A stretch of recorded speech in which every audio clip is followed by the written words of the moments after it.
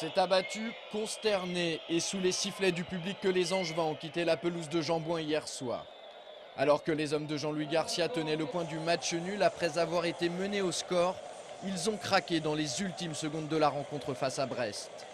Et comme si cela n'était pas suffisant, c'est suite à un coup de pied arrêté et à une erreur de marquage flagrante que les Angevins ont offert la victoire à leur adversaire. Un mal récurrent depuis le début de la saison. 4 jours après la défaite face à Caen, ce revers 2-1 face aux Bretons risque d'être dur à avaler.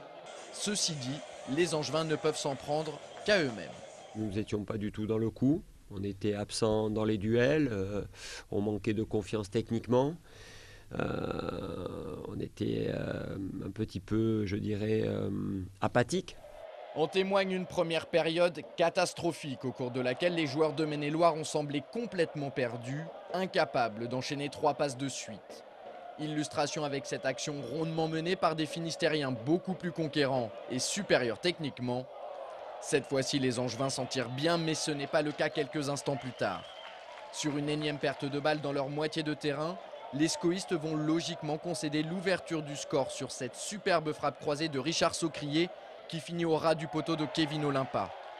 1-0, c'est le score à la pause. Un moindre mal pour des Ligériens qui auraient pu rejoindre les vestiaires avec un écart plus conséquent compte tenu des nombreuses opportunités bretonnes.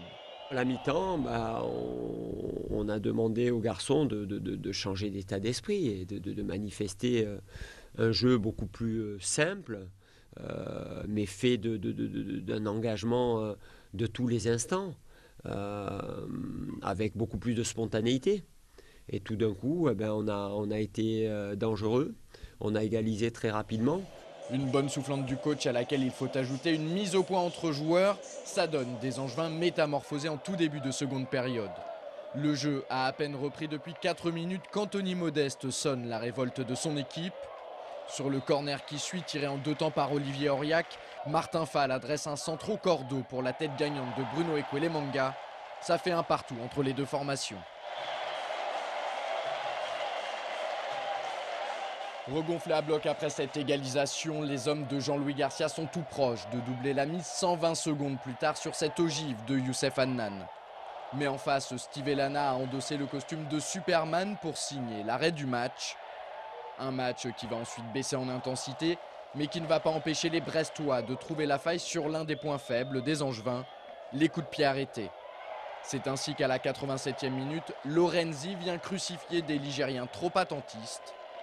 À ce moment de la rencontre, c'est cruel, mais en même temps, ce n'est pas la première fois que cela arrive. Résultat, il va vite falloir rectifier le tir côté angevin et réagir dès vendredi face à Vannes. Il faut que ce soit compliqué ce soir dans les têtes. Après demain matin, il va falloir vite évacuer parce que ça en enchaîne rapidement. Donc je pense que c'est pas plus mal qu'on enchaîne rapidement. Et voilà, maintenant on a un match important contre Vannes vendredi où il va falloir ramener quelque chose. Voilà, maintenant il n'y a pas à se poser de questions et puis foncer dans le tas quoi. Voilà, pas de chichi. Les squistes n'ont effectivement plus le temps de faire de chichi. Ils sont actuellement 13e du classement à seulement 3 longueurs du premier relégable Istres. Pas franchement rassurant.